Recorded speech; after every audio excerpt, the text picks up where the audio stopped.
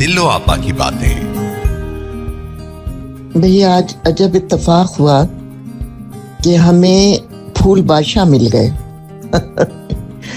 ये कोई 9-10 बरस पहले का जिक्र है कि हमारे घर के पास हम जब गाड़ी में निकलते थे तो 9-10 बच्चों की एक टोली होती थी और वो एकदम गाड़ी को देख के पैसे मांगने आ जाते थे। वो 9-10 बच्चे, मगर मैं नोट करती थी उन 9-10 बच्चों में जैसे कि एक उनका लीडर है। तो ये जो इनके एक लीडर लगते थे, जो ये इनफैक्ट उनका नाम ये फूल बादशाह ही था।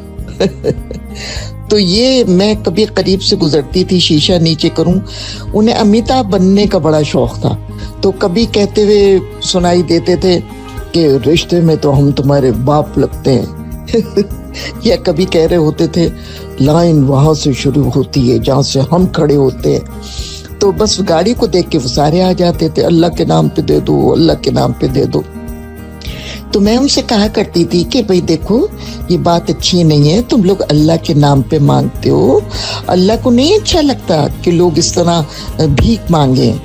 अल्लाह को तो वो लोग अच्छे लगते हैं जो मेहनत करते हैं, मेहनत करके कमाते हैं। तो तुम लोगों को मेहनत करना चाहिए। तो मैं तो अपने तौर पे ये बातें कह के आगे बढ़ जाती थी।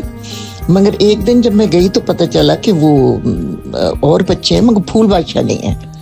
इनफैक्ट हाँ, मुझे याद आया कि उनमें से बच्चे फिर पूछते भी थे कि बाजी करें तो क्या करें। तो मैं कहती थी भाई तुम अपने अतराफ देखो, चाय वाला खड़ा हुआ है उससे जाके कहो, गाड़ियां रुकती हैं तो हम वहां जाके चाय पहुंचा देंगे। बन कबाब वाला बना रहा होता है, देखो बन कबाब कैसे बनते हैं, उसकी जाके हेल्प करो, या गाड़ियां साफ करो, वगैरह वगैरह। जो भी उस वक्त मूड में होता था जल्दी से कह के बढ़ जाती थी। तो बहरहाल एक दिन मैं गई तो मैंने देखा उस टोली में फूल बादशाह नहीं है। मैंने पूछा भी, वो उन लोगों ने कहा हमें नहीं पता। बहरहाल जब मैं एक दवाओं की दुकान पे गई तो मैंने देखा कि फूल बादशाह फर्श साफ कर रहे हैं, झाड़ू भी दे रहे हैं, टाकी भी मार रहे हैं। मुझे बहुत अच्छा लगा उन्हें देख के, और वो मुझे देख के मुस्कुराए भी और नीचा मुंह भी उन्होंने किया। मैंने उनको शाबाश वगैरह भी की। अच्छा, फिर थोड़े दिनों बाद मैंने देखा कि वो उस दुकान पे नहीं है। मुझे नहीं पता वो कहाँ थे। फिर वो एक दफा मुझे मिले तो मैंने कहा भाई कहाँ हो? तो कहने लगे मैं एक जिम हेल्थ क्लब में काम कर रहा हूँ, वहाँ झाड़ू और सफाई और मशीनों को चमकाना, ये सब मेरा काम। मैंने कहा अच्छा चलो ठीक है, बहुत खुशी हुई, शाबाश।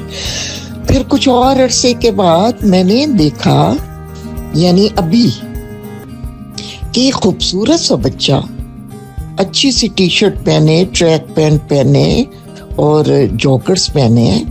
मैंने गौर से देखा, मैंने कहा अरे फूल बादशाह तुम?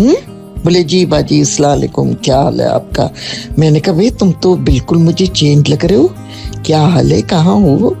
बोले बाजी वो जो मैं जहाँ जिम में काम करता था, मैंने वहाँ कोई 8-9 बरस सफाई की, मशीनों को चमकाया।